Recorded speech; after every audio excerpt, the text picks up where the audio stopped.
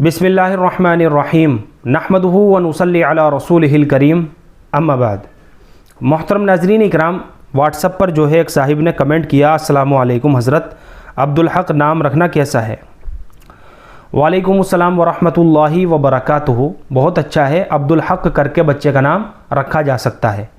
अब्द जो है, अब्द ये अरबी ज़ुबान का लफ्ज़ है और अरबी ज़ुबान में अब्द के माना आते हैं बंदा, ग़ुलाम, खादिम, मुलाजिम, नौकर।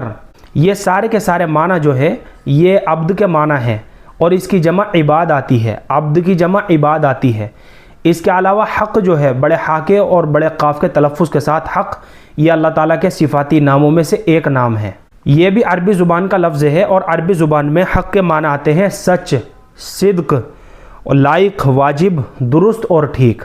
तो अल-हक़ की तरफ अब्द की इजाफ़त करके नाम रखना बेहतर होगा, यानी हक़ से पहले अब्द लगाकर बच्चे का अब्दुल हक़ करके नाम रखना ज़्यादा बेहतर रहेगा। और अब्दुल हक़ के माना आते हैं हक़ का खादिम, हक़ का मुलाजिम, हक़ का बंदा। ये सारे के सारे माना जो है ना, ये अब्दुल हक़ नाम के माना है। और इसके अलावा जैसा कि मैंने भी आपको बताया है कि हक़ जो है ये अल्लाह ताला के सिफ़ाती नामों में से भी एक नाम है, तो इसका ये माना भी बन सकता है अल्लाह ताला का बंदा। चुनाचे अब्दुल हक़ करके बच्चे का नाम रखना बहुत बेहतर रहेगा और नेक फाली के तौर पर इंशाअल्लाह इस नाम के असरात बच्चे की ज़िंदगी के ऊपर भी पड़ेंगे। मुझे उम्मीद है कि आपको अच्छी तरह समझ में आ गया होगा। अल्लाह हम सबको सुन्नत और शरीयत पर पाबंद फरमाए।